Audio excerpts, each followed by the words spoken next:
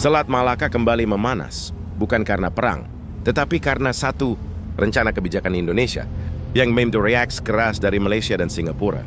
Dalam beberapa pekan terakhir, perhatian kawasan Asia Tenggara tertuju pada satu jalur laut yang selama ini menjadi urat nadi perdagangan dunia, yakni Selat Malaka.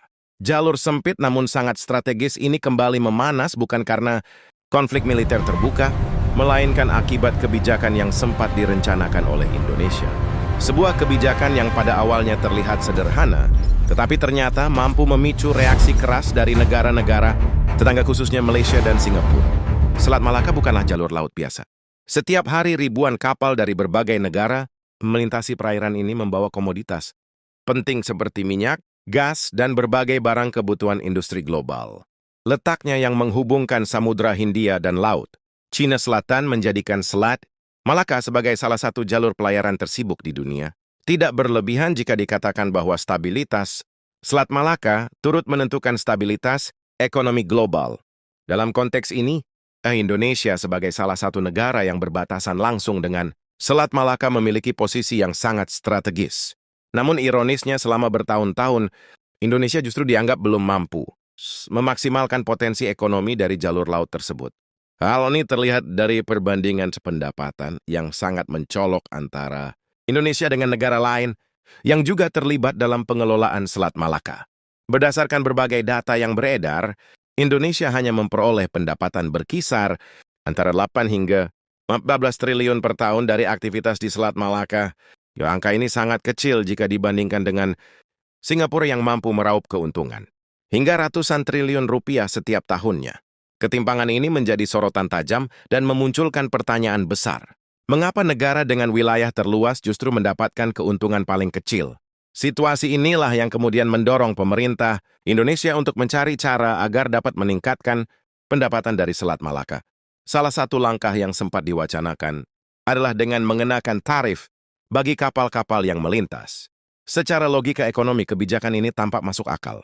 Dengan jumlah kapal yang sangat besar setiap harinya, potensi pemasukan negara tentu bisa meningkat secara signifikan.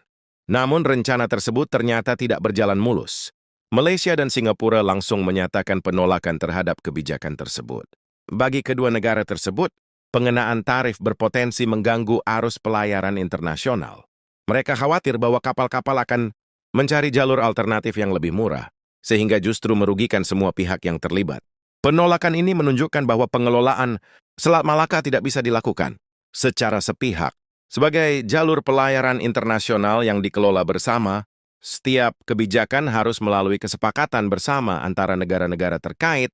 Kondisi ini membuat ruang gerak Indonesia menjadi terbatas. Meskipun secara geografis memiliki posisi yang sangat dominan, pada akhirnya pemerintah Indonesia memutuskan untuk tidak melanjutkan rencana tersebut. Keputusan ini diperkuat dengan pernyataan resmi dari Menteri Luar Negeri yang menegaskan bahwa Indonesia tetap berpegang pada hukum laut internasional.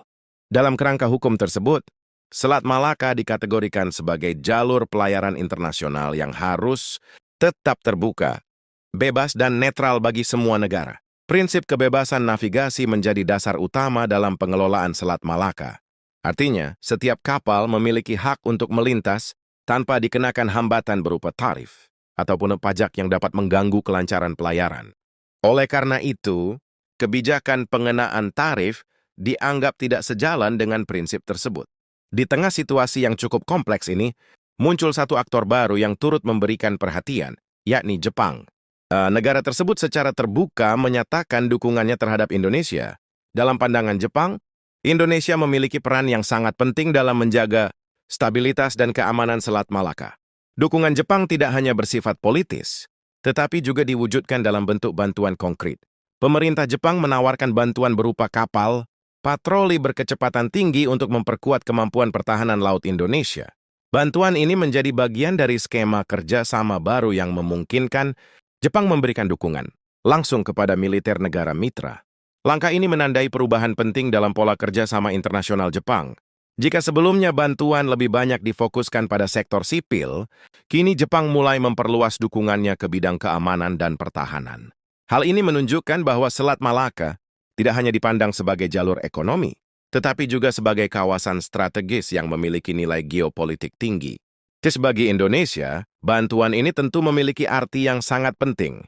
Selama ini, salah satu tantangan utama dalam pengelolaan Selat Malaka adalah lemahnya pengawasan terhadap aktivitas ilegal. Berbagai kasus pencurian sumber daya alam kerap terjadi di wilayah perairan Indonesia, termasuk di sekitar Selat Malaka.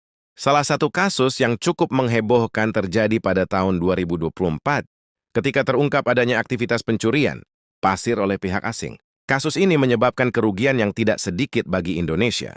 Selain itu, praktik penangkapan ikan ilegal juga masih sering terjadi mengancam keberlanjutan sumber daya laut nasional. Kondisi ini menunjukkan bahwa selain masalah ekonomi, Indonesia juga menghadapi tantangan serius dalam menjaga kedaulatan wilayahnya. Oleh karena itu, peningkatan kemampuan patroli dan pengawasan menjadi kebutuhan yang sangat mendesak. Dengan adanya bantuan dari Jepang, diharapkan Indonesia dapat meningkatkan efektivitas pengawasan di wilayah perairannya. Kapal patroli yang lebih modern dan cepat akan memungkinkan aparat untuk merespons berbagai ancaman dengan lebih baik. Selain itu, kerjasama ini juga membuka peluang untuk peningkatan kapasitas sumber daya manusia melalui pelatihan dan transfer teknologi. Namun demikian, dinamika di Selat Malaka tidak hanya melibatkan negara-negara di kawasan Asia Tenggara dan Jepang. Keterlibatan negara-negara besar lainnya juga menjadi faktor yang perlu diperhatikan. Salah satunya adalah Amerika Serikat, yang memiliki kepentingan strategis dalam menjaga kebebasan navigasi di berbagai jalur pelayaran dunia. Kehadiran kapal-kapal asing di Selat Malaka menjadi indikasi bahwa kawasan ini memiliki daya tarik yang sangat besar secara geopolitik. Jika tidak dikelola dengan baik, bukan tidak mungkin Selat Malaka akan menjadi arena persaingan kekuatan besar yang dapat mengganggu stabilitas kawasan. Dalam konteks ini, kerjasama antar negara di kawasan menjadi sangat penting. Negara-negara yang terlibat dalam pengelolaan Selat Malaka perlu membangun komunikasi yang lebih baik dan mengedepankan kepentingan bersama. Konflik kepentingan yang berkepanjangan hanya akan merugikan semua pihak. Seharusnya Selat Malaka dapat menjadi sumber kemakmuran bersama bagi negara-negara di kawasan. Dengan pengelolaan yang tepat, potensi ekonomi yang sangat besar dapat dimanfaatkan secara optimal. Namun untuk mencapai hal tersebut, diperlukan komitmen yang kuat untuk bekerja sama dan menghindari sikap saling mendominasi. Indonesia sebagai negara dengan wilayah terluas di Selat Malaka memiliki tanggung jawab besar untuk mengambil peran lebih aktif. Meskipun menghadapi berbagai keterbatasan, Indonesia tetap memiliki peluang untuk meningkatkan posisinya melalui strategi yang tepat. Langkah-langkah seperti peningkatan infrastruktur pelabuhan, penguatan sistem logistik, serta pengembangan industri maritim dapat menjadi kunci untuk meningkatkan daya saing. Selain itu, diplomasi yang efektif juga diperlukan untuk memastikan bahwa kepentingan Indonesia dapat terakomodasi dalam setiap keputusan bersama. Kedepan tantangan dalam pengelolaan Selat Malaka diperkirakan akan semakin kompleks. Perubahan dinamika global, perkembangan teknologi, serta meningkatnya persaingan antar negara akan terus mempengaruhi situasi di kawasan ini. Oleh karena itu, Xiao antisipasi yang matang untuk menghadapi berbagai kemungkinan. Selat Malaka bukan sekadar jalur pelayaran, tetapi juga simbol dari kekuatan ekonomi dan kedaulatan suatu negara. Bagi Indonesia, upaya untuk memaksimalkan potensi Selat Malaka bukan hanya soal meningkatkan pendapatan, tetapi juga tentang memperkuat posisi sebagai negara maritim yang berdaulat. Pada akhirnya, masa depan Selat Malaka akan sangat ditentukan oleh bagaimana negara-negara yang terlibat mampu mengelola perbedaan dan membangun kerja sama yang konstruktif. Jika hal ini dapat terwujud, maka Selat Malaka tidak hanya akan menjadi jalur pelayaran yang penting, tetapi juga menjadi contoh keberhasilan kerjasama regional di tengah kompleksitas geopolitik global. Narasi ini menjadi pengingat bahwa di balik setiap jalur pelayaran yang ramai terdapat dinamika politik, ekonomi, dan keamanan yang saling terkait. Dan di tengah semua itu, Indonesia memiliki peran yang tidak bisa diabaikan. Pertanyaannya kini, apakah Indonesia mampu memanfaatkan momentum ini untuk bangkit dan mengambil peran yang lebih besar, ataukah akan tetap berada dalam bayang-bayang negara lain yang lebih dominan? Jawaban atas pertanyaan ini akan sangat menentukan arah masa depan Selat Malaka dan posisi Indonesia di kancah global. Assalamualaikum दोस्तों, जो है कि आपको हमारी वीडियो अच्छी लगी हो तो जो है कि हमारी वीडियो को लाइक कर दें और हमारे चैनल को भी लाजमी से सब्सक्राइब कर दें। और दोस्तों जो है कि आपको ऐसी वीडियो चाहिए तो हमारे चैनल को सब्सक्राइब कर दें और जो है कि बेल के आइकन को प्रेस करके ऑल पे सिलेक्ट कर लें ताकि ऐसे मज़ीद वीडियोस आपके पास पहुंचते रहें। तो चलिए दोस्तों जो है कि मिलते हैं अगली वीडियो में। तो आपने हमारे चैनल को लाजमी से सब्सक्राइब कर देना है और हमारी वीडियो को भी लाइक कर देना है। तो अल्लाह हाफिज़ दोस्तों, अगली वीडियो में मिलते हैं।